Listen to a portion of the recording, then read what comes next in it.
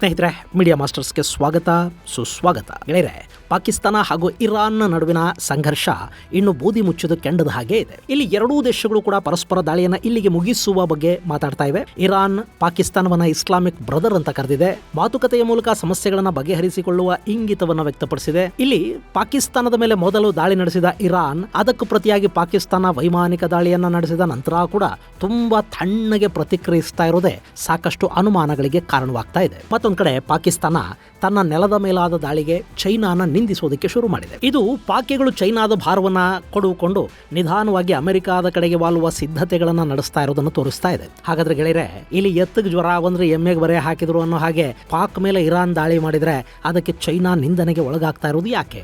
Iran ಹಾಗೂ ಪಾಕಿಸ್ತಾನ ಅನ್ನೋ ಎರಡು ಇಸ್ಲಾಮಿಕ್ ದೇಶಗಳು ಪರಸ್ಪರ ಹೀಗೆ ಬಾಂಬ್ಗಳನ್ನ ಹಾಕೊಳ್ಳೋ ಮಟ್ಟಕ್ಕೆ ದ್ವೇಷ ಮಾಡ್ಕೊಳ್ತಾ ಇರೋದು ಯಾಕೆ? ಈ ಎರಡೂ ದೇಶಗಳ ನಡುವಿನ ಸಂಬಂಧಗಳು ಹೇಗಿವೆ ಮತ್ತು ಎಷ್ಟು ಶಕ್ತಿ ಇದೆ, ಬನ್ನಿ ನೋಡೋಣ.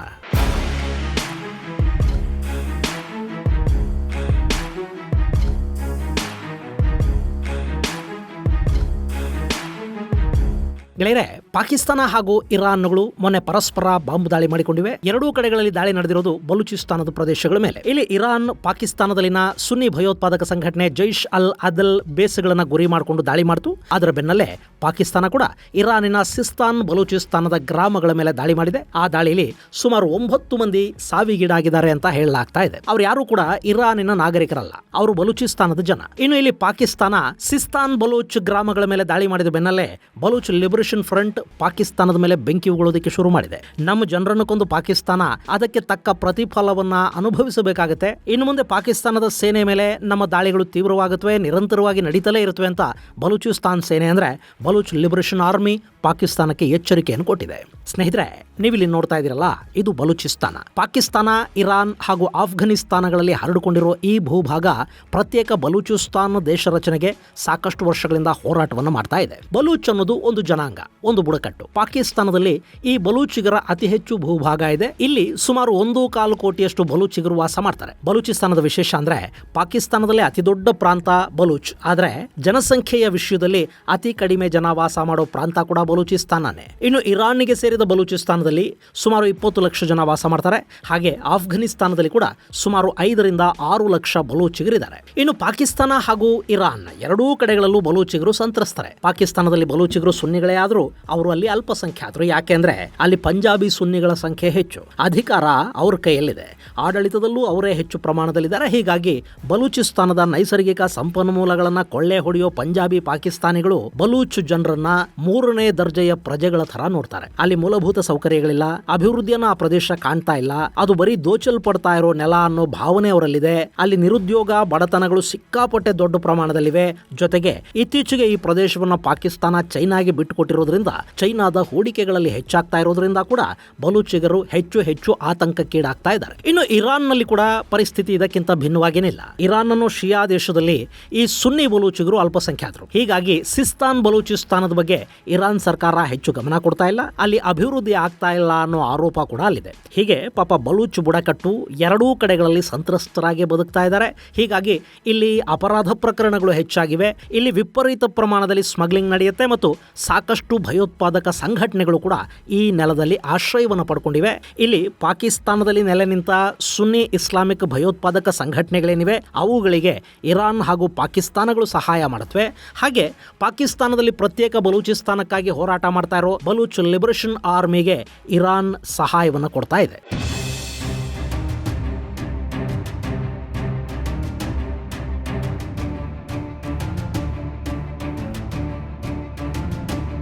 ಇನ್ನು ಇಲ್ಲಿ ಪ್ರತ್ಯೇಕ ಬಲೂಚಿಸ್ತಾನದ ಹೋರಾಟ ಇದೆಯಲ್ಲ, ಇದಕ್ಕೂ ದಶಕಗಳ ಇತಿಹಾಸ ಇದೆ. ಇಲ್ಲಿ ನಾನಾಗಲೇ ಹೇಳಿದ ಹಾಗೆ ಬಲೂಚ್ ಲಿಬರೇಷನ್ ಆರ್ಮಿಗೆ ಇರಾನ್ನ ಬೆಂಬಲ ಇದ್ರೆ ಜೈಷ್ ಅಲ್ ಅದಲ್ ಅನ್ನೋ ಸಂಘಟನೆಗೆ ಪಾಕಿಸ್ತಾನ ಬೆಂಬಲ ಕೊಡ್ತಾ ಇದೆ.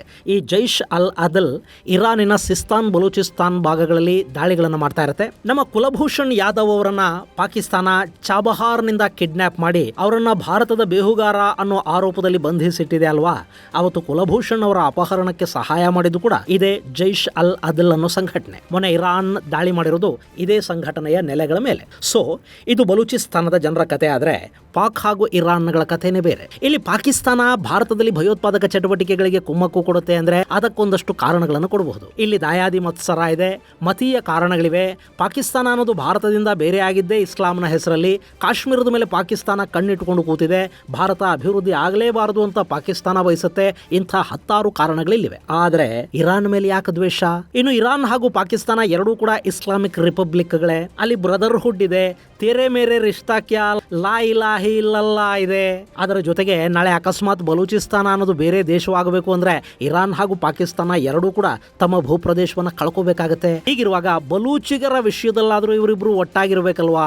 ಅದರ ಬದಲು ಕಿತ್ತಾಡ್ಕೊಳ್ತಾ ಇರೋದು ಯಾಕೆ? ಗೆಳೆಯರೆ, ಸಾಕಷ್ಟು ಬಾರಿ ನೆರೆ ಅನ್ನೋದು ಅಂತಾರಾಷ್ಟ್ರೀಯ ಕಾರಣಗಳಿಂದ ಕೂಡ ಹೊರೆ ಅನ್ಸೋದಕ್ಕೆ ಶುರುವಾಗಿಬಿಡುತ್ತೆ. ಪಾಕಿಸ್ತಾನ ಮತ್ತು ಇರಾನ್ ವಿಷಯದಲ್ಲಿ ಆಗಿರೋದು ಹಾಗೇನೆ. ಒಂದು ಕಾಲ ಇತ್ತು, ಇರಾನ್ನ ರಾಜಾ ಶಾ ಪೆಹ್ಲವಿ ಆಳ್ತಾ ಇದ್ದ. ಆತ ಅಮೆರಿಕಾದ ಕೈಗೊಂಬೆ ಥರ ಇದ್ದ. ಅಲ್ಲಿ ಅಮೆರಿಕ ಏನು ಹೇಳುತ್ತೋ ಅದೇ ನಡೀತಾ ಇತ್ತು. ಅವತ್ತಿಗೆ ಇರಾನ್ ಪಾಕಿಸ್ತಾನದ ಜೊತೆ ಅತ್ಯುತ್ತಮ ಸಂಬಂಧಗಳನ್ನು ಇಟ್ಟುಕೊಂಡಿತ್ತು. ಈ ರಾಜಾ ಶಾ ಪೆಹ್ಲವಿ ಇದ್ನಲ್ಲ, ಈತ ಕಟ್ಟರ್ ಮುಸ್ಲಿಂ ಆಗಿರಲಿಲ್ಲ. ರಿಲಿಜಿಯಸ್ ಕಾರಣದಿಂದ ಕೂಡ ಆತ ಪಾಕಿಸ್ತಾನವನ್ನು ಹತ್ತಿರಕ್ಕೇನು ಬಿಟ್ಕೊಂಡಿರಲಿಲ್ಲ. ಆತ ಎಥಿಸ್ಟ್ ತರ ಬದುಕ್ತಾ ಇದ್ದ. ಅಮೆರಿಕನ್ ಕಲ್ಚರ್ ಅನ್ನು ಅಭ್ಯಾಸ ಮಾಡ್ಕೊಂಡಿದ್ದ. ಇರಾನ್ನಲ್ಲಿ ಹೆಣ್ಣು ಮಕ್ಕಳು ಬುರ್ಖಾ ಹಿಜಾಬ್ಗಳನ್ನ ಹಾಕಬಾರದು ಅಂತ ಅಲ್ಲೊಂದು ಕಾನೂನನ್ನೇ ತಂದವನು ಈ ರಾಜಾ ಶಾ ಪೆಹ್ಲವಿ. ಆದರೆ ಈತ ಇಸ್ಲಾಮಿಕ್ ದೇಶ ಪಾಕಿಸ್ತಾನಕ್ಕೆ ಬೆಂಬಲವಾಗಿ ನಿಂತಿದ್ದ. ಅದಕ್ಕೆ ಕಾರಣ ಅಮೆರಿಕ ಹಾಗೂ ಜಿಯೋಪೊಲಿಟಿಕ್ಸ್. ನಿಮಗೆ ಗೊತ್ತಿರಲಿ, ಇರಾನ್ ಪಾಕಿಸ್ತಾನಕ್ಕೆ ಎಷ್ಟು ಸಹಾಯ ಮಾಡ್ತಿತ್ತು ಅಂದರೆ 1965 ಹಾಗೂ 1971 ಯುದ್ಧದ ಸಮಯದಲ್ಲಿ ಪಾಕಿಸ್ತಾನಕ್ಕೆ ಇರಾನ್ ಸೇನಾ ಸಹಾಯ ಮಾಡ್ತು. ಭಾರತದ ವಿರುದ್ಧ ಆಯುಧಗಳನ್ನು ಕಳುಹಿಸಿಕೊಡ್ತು. ಆದರೆ 2 ಬಾರಿ ಪಾಕಿಸ್ತಾನವನ್ನು ಭಾರತ ಕೆಡವು ಕಂಡು ಬಡಿತು. ಬಾಂಗ್ಲಾ ವಿಭಜನೆಯನ್ನು ತಡೆಯೋದಕ್ಕೆ ಅಮೆರಿಕ, ಬ್ರಿಟನ್ ಮತ್ತು ಇರಾನ್ಗಳಿಗೆ ಕೂಡ ಸಾಧ್ಯ ಆಗಲಿಲ್ಲ. ಆದರೆ ಇನ್ನೊಮ್ಮೆ ಯಾವುದೇ ಕಾರಣಕ್ಕೂ ಪಾಕಿಸ್ತಾನ ಒಡೆದು ಹೋಗಬಾರದು, ಅದನ್ನು ನಾವು ಸಹಿಸೋದೂ ಇಲ್ಲ, ಸುಮ್ಮನಿರೋದೂ ಇಲ್ಲ ಅಂತ ಈ ಪೆಹ್ಲವಿ ಅಬ್ಬರಿಸಿದ್ದ. ಅಷ್ಟು ಗಟ್ಟಿ ಸಂಬಂಧಗಳು ಪಾಕಿಸ್ತಾನ ಮತ್ತು ಇರಾನ್ ನಡುವೆ ಅವತ್ತಿಗಿದ್ವು. ಆದರೆ 1979ರಲ್ಲಿ ಇರಾನ್ನಲ್ಲಿ ಇಸ್ಲಾಮಿಕ್ ಕ್ರಾಂತಿ ನಡೆದು ಹೋಯಿತು. ಅಮೆರಿಕ ಬೆಂಬಲಿತ ರಾಜಾ ಪೆಹ್ಲವಿ ಅಧಿಕಾರವನ್ನು ಕಳ್ಕೊಂಡ. ಅಲ್ಲಿಗೆ ರಷ್ಯಾ ಬೆಂಬಲಿತ ಖೊಮೇನಿಯ ಆಡಳಿತ ಶುರುವಾಯಿತು. ಸಹಜವಾಗಿ ಖೊಮೇನಿ ಮತ್ತು ಅಮೆರಿಕಾಗಳ ನಡುವೆ ಆಗು ಬರಲಿಲ್ಲ. ಇನ್ನು ಪಾಕಿಸ್ತಾನವನ್ನು ಅಮೆರಿಕ ತನ್ನ ತೊಡೆ ಮೇಲೆ ಕೂಡಿಸ್ಕೊಂಡಿತ್ತಲ್ಲ, ಹೀಗಾಗಿ ಇರಾನಿನ ಹೊಸ ಇಸ್ಲಾಮಿಕ್ ಸರ್ಕಾರ ಪಾಕಿಸ್ತಾನವನ್ನು ಹಚ ಅಂದ್ಬಿಡ್ತು. ಅಲ್ಲಿಂದ ಸುನ್ನಿ ಪಾಕಿಸ್ತಾನ ಹಾಗೂ ಶಿಯಾ ಇರಾನ್ ಎರಡು ದೂರ ಆಗ್ತಾ ಹೋದ್ರು. ಇನ್ನು ಆಫ್ಘನಿಸ್ತಾನದ ವಿಷಯದಲ್ಲಿ ಈ ಇರಾನ್ ರಷ್ಯಾದ ಬೆನ್ನಿಗೆ ನಿಂತುಕೊಳ್ತು. ಪಾಕಿಸ್ತಾನ ಯಥಾ ಪ್ರಕಾರ ಅಮೆರಿಕದ ಕೈಗೊಂಬೆ ಆಯಿತು. ಆಫ್ಘನಿಸ್ತಾನದಿಂದ ರಷ್ಯಾ ಎದ್ದೋದ ನಂತರ ಅಲ್ಲಿ ತಾಲಿಬಾನಿ ಆಡಳಿತ ಶುರುವಾಯ್ತಲ್ಲ, ಆಗ ಪಾಕಿಸ್ತಾನ ತಾಲಿಬಾನಿಗಳಿಗೆ ಬೆಂಬಲವಾಗಿ ನಿಂತರೆ ಇರಾನ್ ನಾರ್ದರ್ನ್ ಅಲಯನ್ಸ್ ನ ಬೆನ್ನಿಗೆ ನಿಂತುಕೊಳ್ತು. ಭಾರತ ಕೂಡ ಅವತ್ತು ನಾರ್ದರ್ನ್ ಅಲಯನ್ಸ್ ಗೆ ಸಪೋರ್ಟ್ ಮಾಡ್ತಾ ಇತ್ತು. ಮುಂದೆ ಪಾಕಿಸ್ತಾನದಲ್ಲಿ ಬೆನಜೀರ್ ಭುಟ್ಟೋ ಅಧಿಕಾರಕ್ಕೆ ಬಂದ ಮೇಲೆ ಇರಾನ್ ಜೊತೆಗಿನ ಸಂಬಂಧಗಳನ್ನು ಸುಧಾರಿಸಿಕೊಳ್ಳೋ ಕೆಲಸಕ್ಕೆ ಕೈ ಹಾಕಿದ್ರು. ಇರಾನ್ ಅನ್ನ ಇಸ್ಲಾಮಿಕ್ ಬ್ರದರ್ ಅಂತ ಕರೆದ್ರು, ಗುಡ್ ನೈಬರ್ ಅಂತ ಸಂಬೋಧಿಸಿದ್ರು. ಎರಡೂ ದೇಶಗಳ ನಡುವೆ ಒಂದಷ್ಟು ಮಾತುಕತೆಗಳು, ಸಂಧಾನಗಳು, ಒಪ್ಪಂದಗಳು ಆದವು. ಆದರೆ ಅದು ಬಹಳಷ್ಟು ದಿನಗಳ ಕಾಲ ಉಳಿಲಿಲ್ಲ. ಬೆನಜೀರ್ ಭುಟ್ಟೋ ಸಾವಿಗೀಡಾದ ನಂತರ ಆಕೆಯ ಪತಿ ಆಸಿಫ್ ಅಲಿ ಜರ್ದಾರಿ ಪಾಕಿಸ್ತಾನದ ಆಡಳಿತದ ಚುಕ್ಕಾಣಿಯನ್ನು ಕೈಗೆ ತಗೊಂಡಾಗ ಮತ್ತೆ ಇರಾನ್ ಮತ್ತು ಪಾಕಿಸ್ತಾನದ ಸಂಬಂಧಗಳು ಸರಿ ಹೋದ್ವು. ಎರಡೂ ದೇಶಗಳ ನಡುವೆ ಗ್ಯಾಸ್ ಪೈಪ್ಲೈನ್ ಒಪ್ಪಂದ ಆಯಿತು. ವ್ಯಾಪಾರಗಳು ಹೆಚ್ಚಾದವು. ಇಲ್ಲಿ ಹೀಗೆ ಇರಾನ್ ಅನ್ನೋ ಶಿಯಾ ದೇಶ ಮತ್ತು ಪಾಕಿಸ್ತಾನ ಅನ್ನೋ ಸುನ್ನಿ ದೇಶ ಒಂದಾಗಿದ್ದು ಅಮೆರಿಕಾಗೂ ಇಷ್ಟ ಆಗಲಿಲ್ಲ, ಸೌದಿ ಅರೇಬಿಯಾಗೂ ಇಷ್ಟ ಆಗಲಿಲ್ಲ. ಇಲ್ಲಿ ಅರಬ್ ದೇಶಗಳಿಗೆ ಇರಾನ್ ಬಗ್ಗೆ ಒಂದು ಭಯ ಮೊದಲಿಂದಲೂ ಇತ್ತು. ಇರಾನ್ನಲ್ಲಿ ರಾಜಾ ಶಾ ಪೆಹ್ಲವಿಯನ್ನ ಅಧಿಕಾರದಿಂದ ಕೆಳಗಿಳಿಸಿ ಈ ಖೊಮೇನಿಗಳು ಇಸ್ಲಾಮಿಕ್ ಕ್ರಾಂತಿಯ ಮೂಲಕ ಅಧಿಕಾರದ ಚುಕ್ಕಾಣಿಯನ್ನು ತಮ್ಮ ಕೈಗೆ ತಗೊಂಡ್ರಲ್ಲ, ಅದಾದ ಮೇಲೆ ಅಕ್ಕಪಕ್ಕದ ಎಲ್ಲ ದೇಶಗಳಲ್ಲೂ ಕೂಡ ಇದೇ ಥರದ ಇಸ್ಲಾಮಿಕ್ ಕ್ರಾಂತಿ ಆಗಬೇಕು ಅಂತ ಅವರು ಬಯಸೋದಕ್ಕೆ ಶುರು ಮಾಡಿದ್ರು. ಅದರಲ್ಲೂ ಅರಬ್ ದೇಶಗಳಲ್ಲಿ ಅಂದರೆ Saudi Arabia, United Arab Emirates, Qatar, ಹೀಗೆ ಈ ಅರಬ್ ಪೆನಿನ್ಸುಲಾ ಏನಿದೆ, ಇಲ್ಲಿನ ಆಡಳಿತ ರಾಜರ ಕೈಲಿ ಮತ್ತು ಕೆಲವು ಕುಟುಂಬಗಳ ಕೈಲಿ ಇದೆಯಲ್ಲ, ಇದನ್ನ ತಪ್ಪಿಸಿ ಅಲ್ಲಿ ಕೂಡ ಇಸ್ಲಾಮಿಕ್ ಕ್ರಾಂತಿಯನ್ನ ಮಾಡಿಬಿಡಬೇಕು ಅನ್ನೋ ಪ್ರಯತ್ನವನ್ನ ಈ ಶಿಯಾ ದೇಶ ಆರಂಭ ಮಾಡಿತು. ಹಾಗೆ ಮಾಡೋ ಮೂಲಕ ಮಧ್ಯಪ್ರಾಚ್ಯದಲ್ಲಿ ಸುನ್ನಿಗಳ ಪ್ರಭಾವ ಮತ್ತು ಹಿಡಿತವನ್ನ ಕಡಿಮೆ ಮಾಡಬೇಕು ಅಂತ ಖೊಮೇನಿಗಳು ಅಂದುಕೊಂಡ್ರು. ಅದರ ಪರಿಣಾಮ ಅರಬ್ನ ದೊರೆಗಳು ಕೂಡ ಈ ಇರಾನ್ ಅನ್ನ ದ್ವೇಷ ಮಾಡೋದಕ್ಕೆ ಶುರು ಮಾಡಿದ್ರು. ಹೀಗಾಗಿ ಇಲ್ಲಿ ಇರಾನ್ ಮತ್ತು ಪಾಕಿಸ್ತಾನಗಳು ಒಂದಾಗಿದ್ದು ಸೌದಿ ಅರೇಬಿಯಾಗೆ ಕೂಡ ಇಷ್ಟ ಆಗಲಿಲ್ಲ, ಪಾಕಿಸ್ತಾನದ ಸೇನೆಗೆ ಕೂಡ ಅದು ಇಷ್ಟ ಇರಲಿಲ್ಲ. ಮುಂದೆ ಪಾಕಿಸ್ತಾನದಲ್ಲಿ ನವಾಜ್ ಶರೀಫ್ ಪ್ರಧಾನಿ ಆದ್ರಲ್ಲ, ಆಗ ಇರಾನ್ ಮತ್ತು ಪಾಕಿಸ್ತಾನದ ಸಂಬಂಧಗಳು ಮತ್ತೆ ಕಿತ್ತು ಹೋದವು. ಆ ಗ್ಯಾಸ್ ಪೈಪ್ಲೈನ್ ಯೋಜನೆ ಇವತ್ತಿಗೂ ಪೂರ್ಣಗೊಂಡಿಲ್ಲ. ನವಾಜ್ ಶರೀಫ್ ಅಮೆರಿಕ ಹಾಗೂ ಸೌದಿ ಅರೇಬಿಯಾದ ತಾಳಕ್ಕೆ ಕುಣಿಯೋದಕ್ಕೆ ಶುರು ಮಾಡಿದ್ರು. ಇರಾನ್ ಜೊತೆಗಿನ ಉತ್ತಮ ಸಂಬಂಧಗಳಿಂದ ಅವರಿಗೆ ಏನೂ ಆಗಬೇಕಾಗಿರಲಿಲ್ಲ. America, Saudi ಅರೇಬಿಯಾಗಳು ಬೇಕಾಗಿದ್ವು. ಯಾಕೆಂದ್ರೆ ಅಲ್ಲಿಂದ ಭಾರಿ ಪ್ರಮಾಣದ ಹಣ ಬರ್ತಾ ಇತ್ತು. ಸೊ ನವಾಜ್ ಶರೀಫ್ ಇರಾನ್ ಅನ್ನು ದೂರ ಇಡ್ತಾ ಬಂದರು. ಇವತ್ತಿಗೂ ಕೂಡ ಇರಾನ್ ಹಾಗೂ ಪಾಕಿಸ್ತಾನದ ನಡುವಿನ ಸಂಬಂಧಗಳು ಕಭಿ ಖುಷಿ ಕಭಿ ಗಮ್ ಅನ್ನೋ ಹಾಗೆ ಆಗಾಗ ಸರಿ ಹೋಗುತ್ತವೆ, ಮತ್ತೆ ಕಿತ್ತು ಹೋಗುತ್ತವೆ. ಇಲ್ಲಿ ಪರಿಸ್ಥಿತಿ ಹೇಗಿದೆ ಅಂದ್ರೆ, ಇರಾನ್ ಆಗಾಗ ಇಸ್ಲಾಂ ಬ್ರದರ್ಹುಡ್ ಅಂತ ಮಾತಾಡುತ್ತೆ, ಆದ್ರೆ ಪಕ್ಕದ ಸುನ್ನಿಗಳೇ ಅವರನ್ನ ಬ್ರದರ್ಸ್ ಅಂತ ಒಪ್ಕೊಳ್ಳೋದಿಲ್ಲ.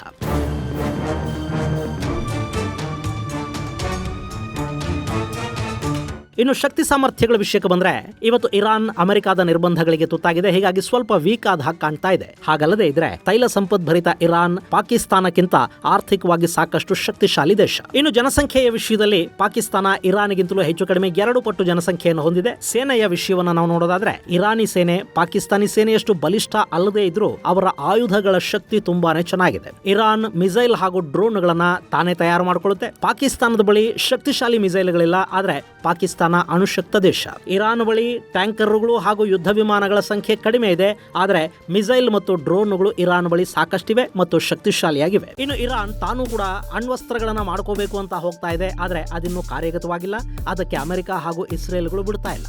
ಇನ್ನು ಸೇನೆಯ ಇಂಟಿಗ್ರಿಟಿಯ ವಿಷಯಕ್ಕೆ ಬಂದ್ರೆ, ಪಾಕಿಸ್ತಾನಿ ಸೇನೆ ಭಯಾನಕ ಭ್ರಷ್ಟಾಚಾರದಲ್ಲಿ ಮುಳುಗೋಗಿದೆ, ಆದರೆ ಇರಾನಿನ ಸೇನೆ ಇನ್ನೂ ತನ್ನ ದೇಶದ ಬಗೆಗಿನ ನಿಷ್ಠೆಯನ್ನು ಕಳ್ಕೊಂಡಿಲ್ಲ.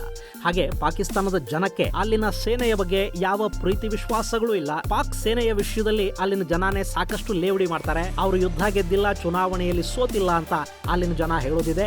ಯಾಕೆಂದ್ರೆ ಪಾಕಿಸ್ತಾನ ಇದುವರೆಗೆ ಮಾಡಿದ ಯಾವ ಯುದ್ಧದಲ್ಲೂ ಗೆದ್ದ ಇತಿಹಾಸನೇ ಇಲ್ಲ. ಅವರು ಪಾಕಿಸ್ತಾನದ ಆಂತರಿಕ ಚುನಾವಣೆಗಳಲ್ಲಿ ಯಾವತ್ತೂ ಸೋತಿಲ್ಲ. ಅಲ್ಲಿ ಯಾರನ್ನ ಕುರ್ಚಿ ಮೇಲೆ ಕೂರಿಸಬೇಕು, ಯಾರನ್ನ ಇಳಿಸಬೇಕು ಅನ್ನೋದನ್ನ ಸೇನೆನೇ ನೋಡ್ಕೊಳ್ಳುತ್ತೆ. ಇನ್ನು ಇರಾನ್ ಸೇನೆಯ ಬಗ್ಗೆ ಅಲ್ಲಿನ ಜನಕ್ಕೆ ಕೂಡ ನಂಬಿಕೆ ಹೆಚ್ಚಿದೆ. ಮೊನ್ನೆ ಅಲ್ಲಿನ ಸೇನೆಯ ಸರ್ವೋಚ್ಚ ನಾಯಕನನ್ನ ಅಮೆರಿಕ ಡ್ರೋನ್ ದಾಳಿಯಲ್ಲಿ ಕೊಂದು ಹಾಕ್ತಲ್ಲ, ಆತನಿಗೊಂದು ಸಮಾಧಿಯನ್ನು ಕಟ್ಟಿ ಅಲ್ಲಿ ಪ್ರತಿ ವರ್ಷ ಇರಾನ್ನ ಜನ ಉರುಸು ಮಾಡ್ಕೋತಾರೆ ಮತ್ತು ಆ ಸಾವಿಗೀಡಾದ ಸೇನಾಧಿಕಾರಿಗೆ ಶ್ರದ್ಧಾಂಜಲಿಯನ್ನ ಸಲ್ಲಿಸೋದಕ್ಕೆ ಪ್ರತಿ ವರ್ಷ ಅಲ್ಲಿ ಲಕ್ಷಾಂತರ ಜನ ಸೇರ್ತಾರೆ. ಇದು ಇರಾನ್ ಸೇನೆಯ ಬಗ್ಗೆ ಅಲ್ಲಿನ ಜನ ಇಟ್ಟಿರೋ ನಂಬಿಕೆ ಮತ್ತು ಪ್ರೀತಿ. ಇನ್ನು ಈ ಪಾಕಿಸ್ತಾನದ ಸೇನೆ ಎಷ್ಟು ಬಲಿಷ್ಠ ಅನ್ನೋದು ಮೊನ್ನೆ ಇರಾನ್ ದಾಳಿ ಮಾಡಿದಾಗ ಇನ್ನೂ ಒಮ್ಮೆ ಗೊತ್ತಾಗಿ ಹೋಗಿದೆ. ಹೇಳಿದ್ರೆ ಪಾಕಿಸ್ತಾನ ಚೈನಾದ ಆಯುಧಗಳನ್ನು ಬಳಸ್ತಾ ಇದೆ. ಅವು ಯಾವಾಗ ಕೆಲಸ ಮಾಡುತ್ತವೆ, ಯಾವಾಗ ಮಲಿಕೊಂಡಿರುತ್ತವೆ ಅನ್ನೋದನ್ನ ಹೇಳೋದು ತುಂಬಾ ಕಷ್ಟ.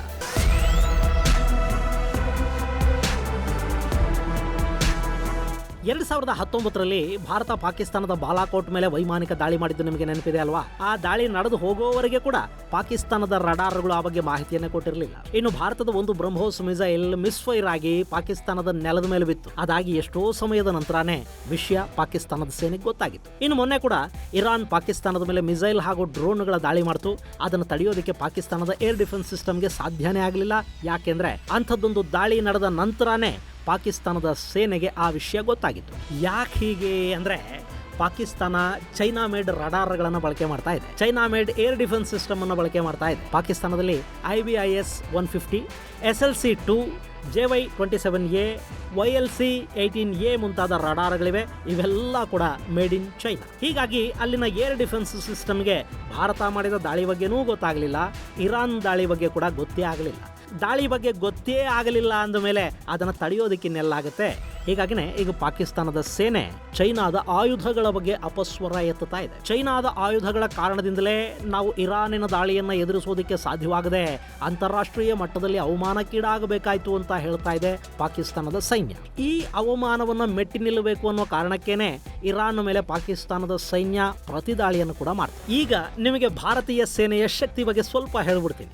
ಭಾರತ ಪಾಕಿಸ್ತಾನದ ಬಾಲಾಕೋಟ್ ಮೇಲೆ ದಾಳಿ ಮಾಡ್ತಲ್ಲ, ಅದರ ಮರುದಿನ ಪಾಕಿಸ್ತಾನ ಭಾರತದ ಮೇಲೆ ಕೂಡ ಇಂಥದ್ದೇ ಒಂದು ಪ್ರತೀಕಾರಾತ್ಮಕ ದಾಳಿ ಮಾಡೋದಕ್ಕೆ ಮುಂದಾಯಿತು. ಅದಕ್ಕಾಗಿ ಅವರು F-16 ಯುದ್ಧ ವಿಮಾನಗಳನ್ನು ಬಳಸಿದ್ರು. ಆದರೆ ಅದನ್ನು ಭಾರತೀಯ ವಾಯುಪಡೆ ಗಡಿಯಲ್ಲೇ ಹಿಮ್ಮೆಟ್ಟಿಸಿತು.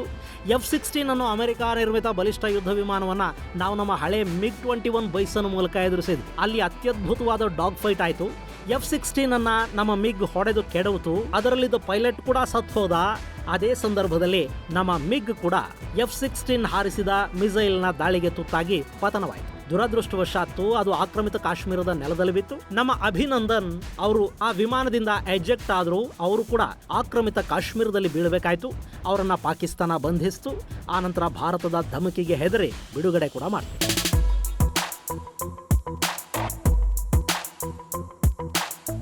ಅಲ್ಲಿ ಪಾಕಿಸ್ತಾನದ ದಾಳಿಯನ್ನು ಎದುರಿಸೋದಕ್ಕೆ ಅವತ್ತು ಭಾರತಕ್ಕೆ ಸಾಧ್ಯವಾಗಿದ್ದು ನಮ್ಮ ಆಯುಧಗಳು ಹಾಗೂ ಸೇನೆಯ ಕಟ್ಟೆಚ್ಚರದ ಕಾರಣದಿಂದ. ಆದ್ರೆ ಇಲ್ಲಿ ನೋಡಿ, ಇರಾನ್ ದಾಳಿ ಮಾಡಿದ್ದು ಪಾಕಿಸ್ತಾನಕ್ಕೂ ಗೊತ್ತಾಗ್ಲಿಲ್ಲ. ಪಾಕಿಸ್ತಾನ ನಡೆಸಿದ ಪ್ರತಿದಾಳಿಯನ್ನು ತಡೆಯೋದಿಕ್ಕೆ ಇರಾನಿಗೂ ಸಾಧ್ಯ ಆಗಲಿಲ್ಲ. ಯಾಕೆಂದ್ರೆ ಅವರ ಏರ್ ಡಿಫೆನ್ಸ್ ಸಿಸ್ಟಮ್ಗಳು ಅಷ್ಟೊಂದು ಬಲಿಷ್ಠವಾಗಿಲ್ಲ. ಪಾಕಿಸ್ತಾನದ ಚೈನಾ ರಡಾರ್ಗಳು ಕೆಲಸ ಮಾಡೋದಿಲ್ಲ. ಇನ್ನು ಗೆಳೆಯರೆ, ಇವರಿಬ್ಬರ ನಡುವಿನ ಈ ಸಂಘರ್ಷ ಮುಂದೆ ಏನಾಗಬಹುದು? ಇಲ್ಲಿ ಯುದ್ಧಕ್ಕೆ ನಿಲ್ಲೋ ಶಕ್ತಿ ಇಬ್ಬರಿಗೂ ಇಲ್ಲ. ಆದರೆ ಪಾಕಿಸ್ತಾನದ ಹಿಂದೆ ಅಮೆರಿಕ ಇದೆ ಅನ್ನೋದು ಇರಾನ್ಗೆ ಗೊತ್ತಿದೆ.